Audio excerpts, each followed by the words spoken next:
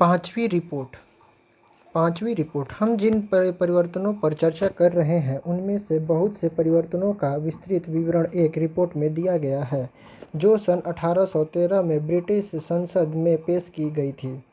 यह उन रिपोर्टों में से पांचवी रिपोर्ट थी जो भारत में ईस्ट इंडिया कंपनी के प्रशासन तथा क्रियाकलापों के विषय में तैयार की गई थी। अक्सर पांचवी रिपोर्ट के नाम से उल्लिखित यह रिपोर्ट 1002 पृष्ठों में थी।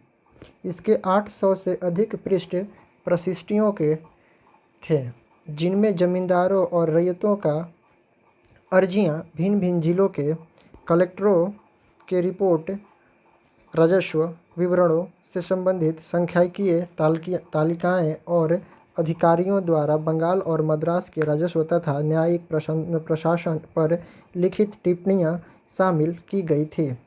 कंपनी ने 1760 के दशक के मध्य में जब से बंगाल में अपने आप को स्थापित किया था तभी से इंग्लैंड में उसके क्रियाकलापों पर बारीकी से नज़र रखी जाने लगी थी और उन पर चर्चा की जाती थी। ब्रिटेन में बहुत से ऐसे समूह भी थे जो भारत तथा चीन के साथ व्यापार पर ईस्ट इंडिया कंपनी के एकाधिकार का विरोध करते थे।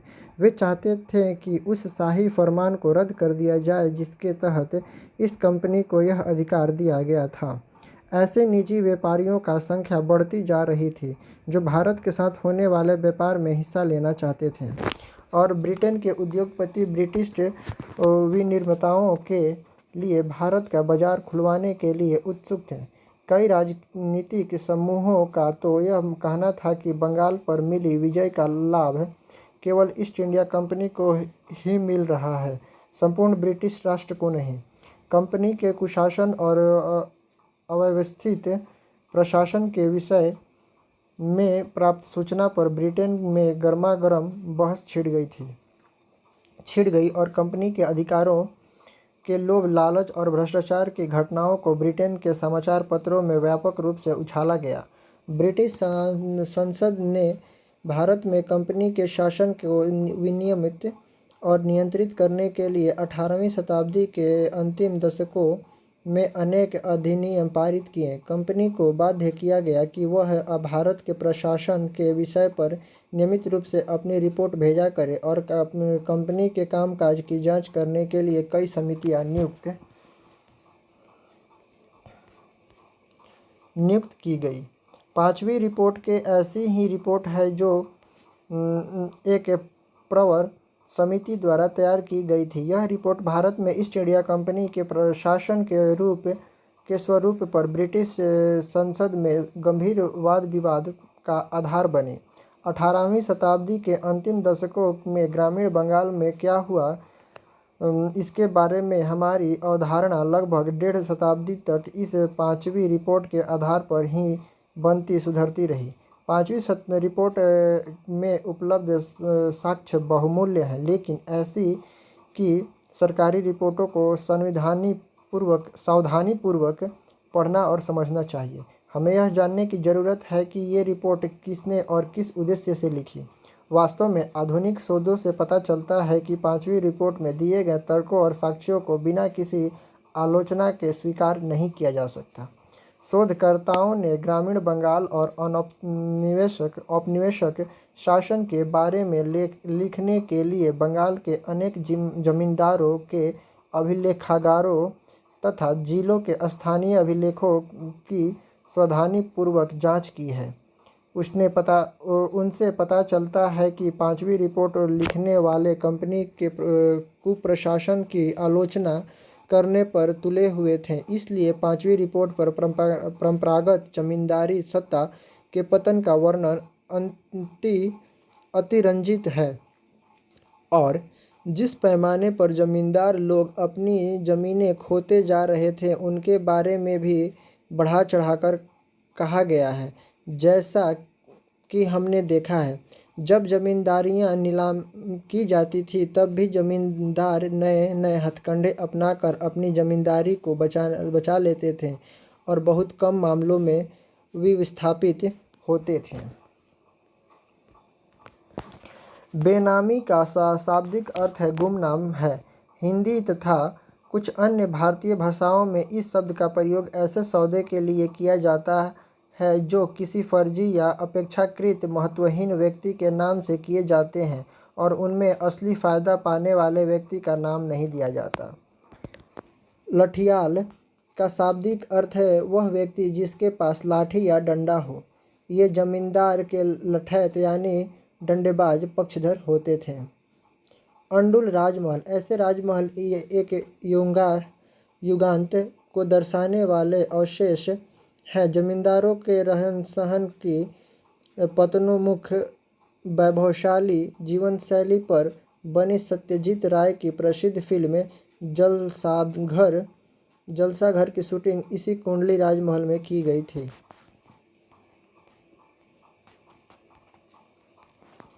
पांचवी रिपोर्ट से उद्धृत जमींदारों की हालात और ज़मीनों की नीलामी के बारे में पांचवी रिपोर्ट में कहा गया है, राजस्व समय पर नहीं वसूल किया जाता था और काफ़ी हद तक ज़मीनें समय समय पर नीलामी पर बेचने के लिए रखी जाती थी।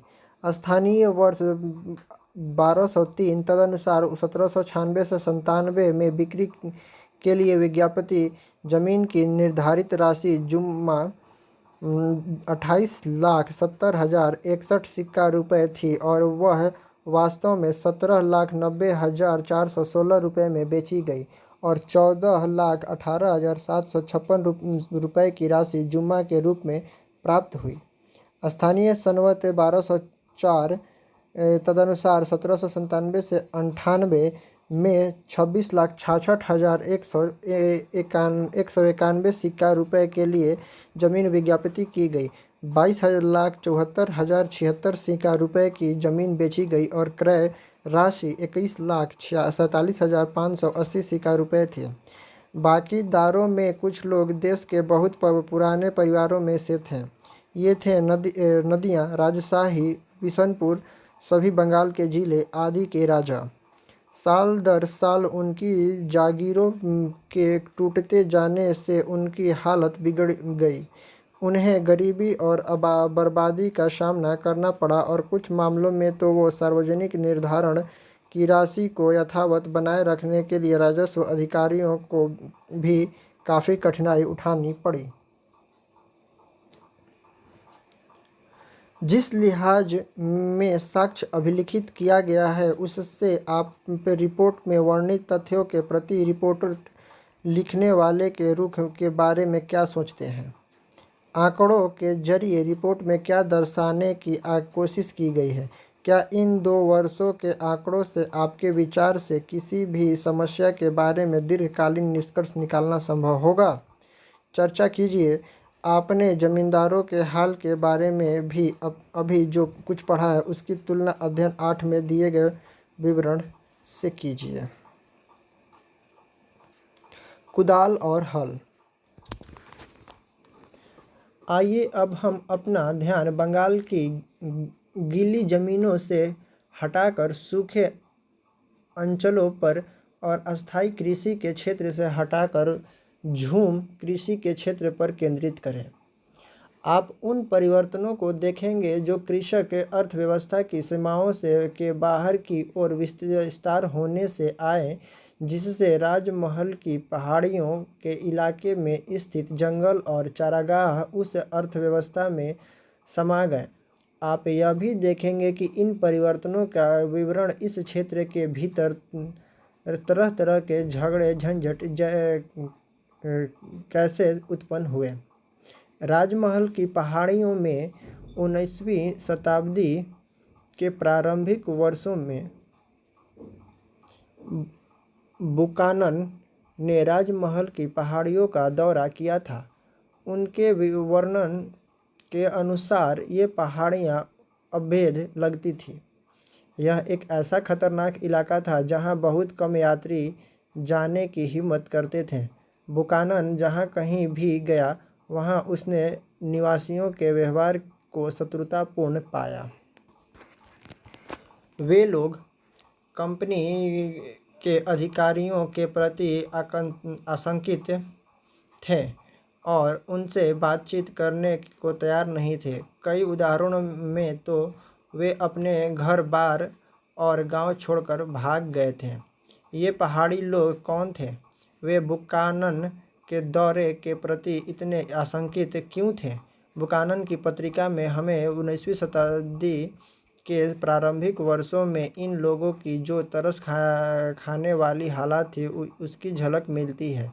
उन स्थानों के बारे में उसने डायरी लिखी थी जहाँ जहाँ उसने भ्रमण किया था, लोगों से मुलाकात की थी और उनके रीति रिवाजों को देखा था।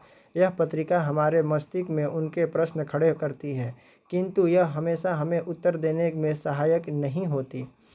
उसकी यह डायरी समय के केवल एक क्षण विशेष के बारे में ही बतलाती है, लोगों तथा स्थानों के लंबे इतिहास के बारे में नहीं बतलाती। ऐसे लंबे इतिहास के लिए इतिहासकारों को अन्य रिकॉर्डों की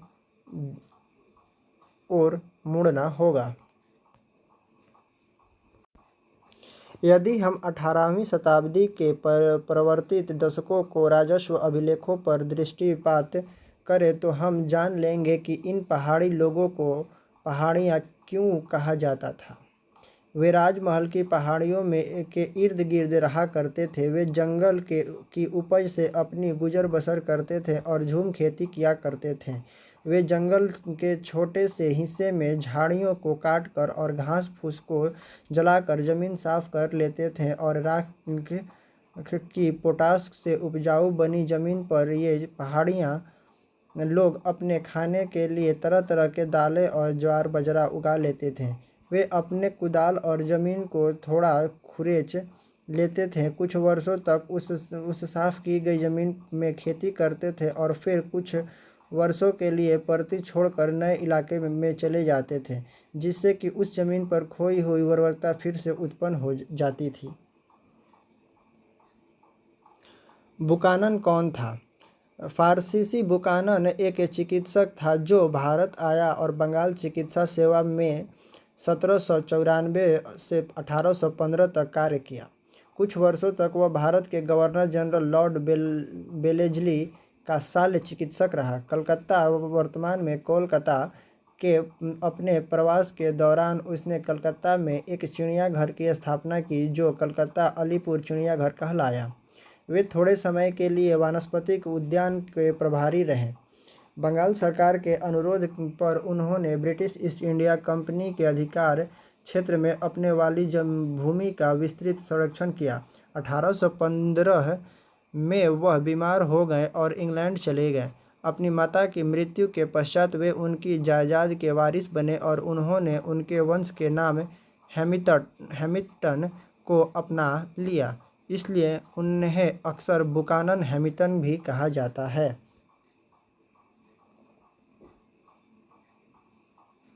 उन जंगलों से पहाड़ियाँ लोग खाने के लिए महुआ के फूल इकट्ठे करते थे, बेचने के लिए रेशम के कोया और राल और काठ कोयला बनाने के लिए लकड़ियाँ इकट्ठी करते थे। पेड़ों के नीचे जो छोटे छोटे पौधे उग आते थे या परती ज़मीन पर जो घास फूस की हरी चादर सी बिछी जाती थी वह पशुओं के लिए चारा बन जाती थी।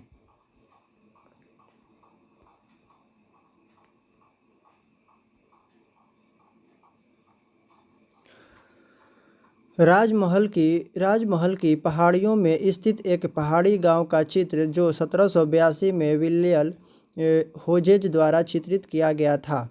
विलियम होजेज एक ब्रिटिश कलाकार था जो कैप्टन कुक के साथ उसकी प्रशांत महासागर की दूसरी समुद्र यात्रा 1772 से 75 के दौरान प्रशांत क्षेत्र में गया था और वहां से भारत आया था। 1781 में वह भागलपुर के कलेक्टर ऑगस्टन क्लीवलैंड के मित्र बन गया था। क्लीवलैंड के निमंत्रण पर होजेज 1782 में उसके साथ जंगल महलों के भ्रमण पर गया था। वहाँ होजेज ने कई एक्वाटिंट तैयार किए थे।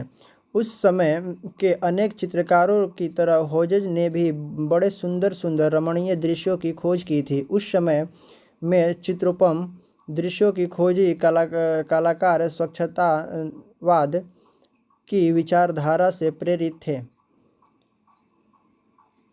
इस विचारधारा के अंतर्गत प्रकृति की पूजा की जाती थी और उनके सौंदर्य एवं शक्ति की प्रशंसा की जाती थी। रूमानी कलाकार यह महसूस करते थे कि प्रकृति के संलाप संबंध बनाने के लिए यह आवश्यक है कि कलाकार प्रकृति के निकट संपर्क में आए।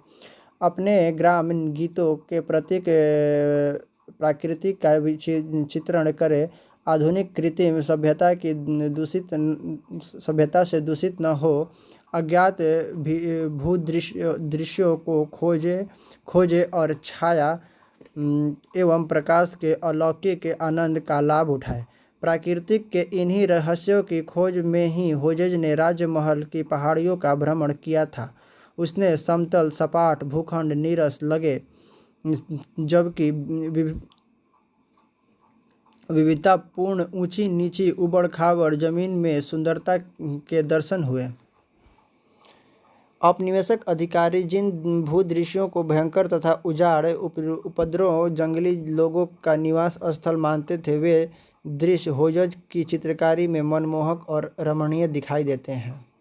ऊपर दिए गए चित्र को देखिए और यह पता लगाइए कि होजेज ने राजमहल की पहाड़ियों को किस लिए रमणीय माना था।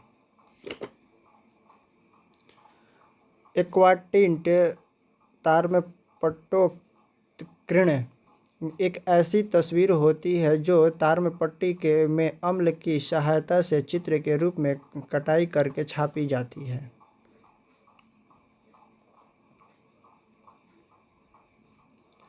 शिकारियों, झूम खेती करने वालों, खाद्य बटोरने वालों, काठ कोयला बनाने वालों, रेशम के कीड़े पकड़ने वालों के रूप में पहाड़ियाँ लोगों की जिंदगी इस प्रकार जंगल में घनिष्ठ रूप से जुड़ी हुई थी। वे इमली के पेड़ों के बीच बनी अपनी झोपड़ियों में रहते थे और आम के पेड़ों की छाया में आराम करते थे।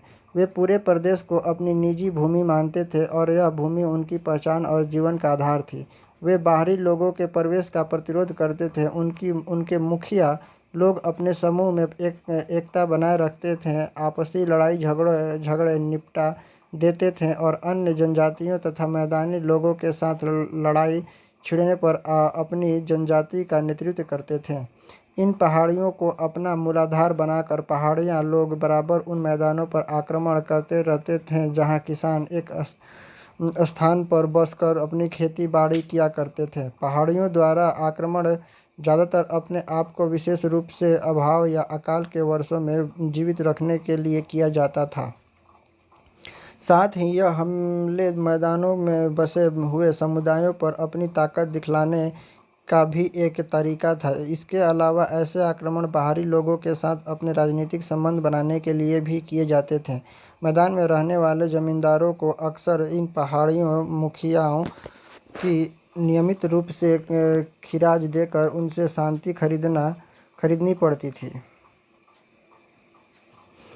इसी प्रकार व्यापारी लोग भी इन पहाड़ियों द्वारा नियंत्रित रास्तों का इस्तेमाल करने की अनुमति प्राप्त करने हेतु उन्हें कुछ पथकर दिया करते थे। जब ऐसा पथकर पहाड़ियाँ मुखियों को मिल जाता था तो वे व्यापारियों की रक्षा करते थे और यह भी आश्वासन देते थे कि कोई भी उनके माल को नहीं लूटेगा। इस प्रकार कुछ ले देकर की गई शांति संधि अधिक लंबे समय तक नहीं चली।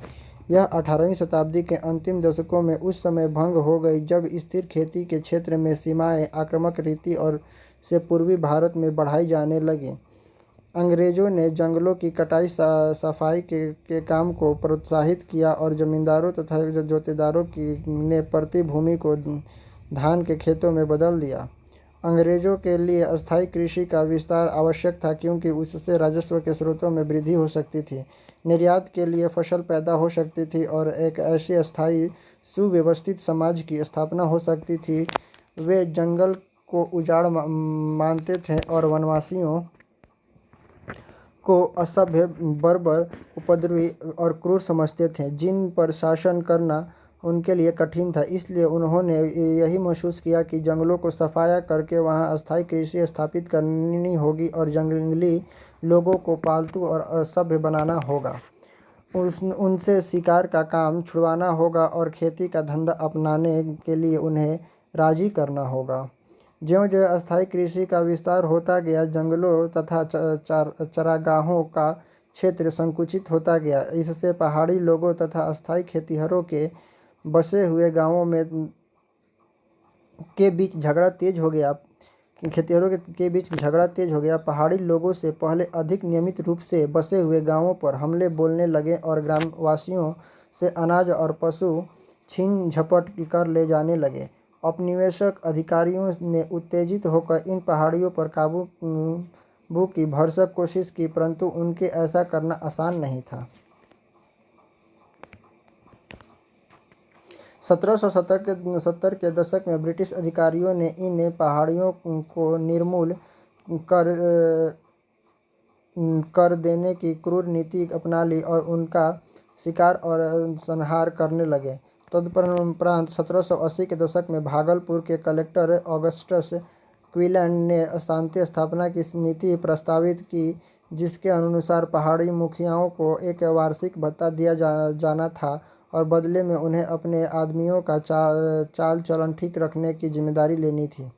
उनसे यह भी आशा की गई थी कि वे अपने बस्तियों की व्यवस्था बनाए रखेंगे और अपने लोगों को अनुशासन में रखेंगे। लेकिन बहुत से पहाड़ी मुखियाओं ने भत्ता लेने से मना कर दिया। जिन्होंने इसे स्वीकार किया, उनमें से अधिकांश अपने समुदाय में अपनी सत्ता खो बैठे।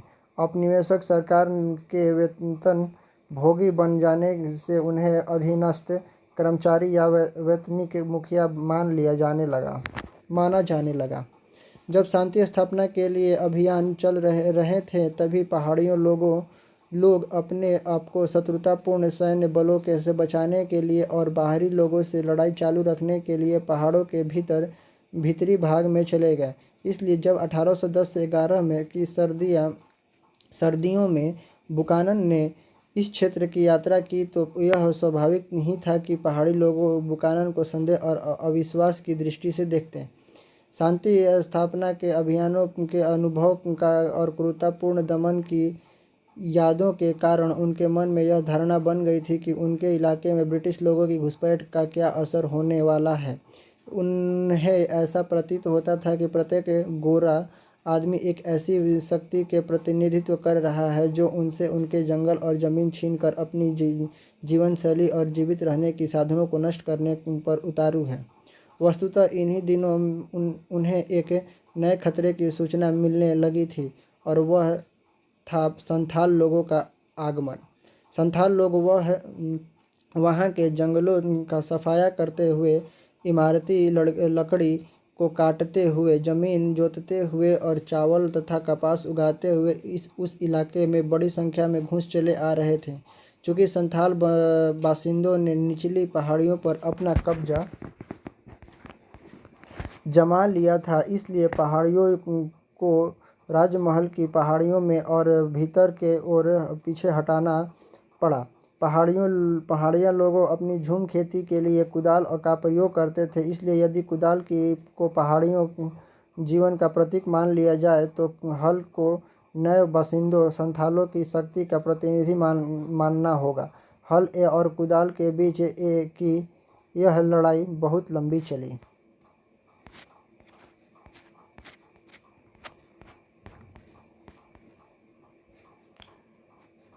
विलियम होजेस द्वारा चित्रित जंगल प्रदेश का एक दृश्य। यहाँ पर जंगल से ढकी हुई निचली पहाड़ियाँ और ऊंची चोटियाँ भी देख सकते हैं, जो कहीं भी वास्तव में 2000 फीट से ऊंची नहीं है। बीच में खड़ी ध्रुवीय पहाड़ियाँ दिखाकर होजेस उनकी दुर्गमता पर बल देना चाहता है। चित्र 10.8 और 10.9 को देखिए। इन चित्रों को द्वारा जनजातीय, मनुष्य और प्रकृति के बीच संबंधों के किस प्रकार दर्शाया गया है, वर्णन कीजिए। धन्यवाद। बाकी अगला नेक्स्ट पार्ट में।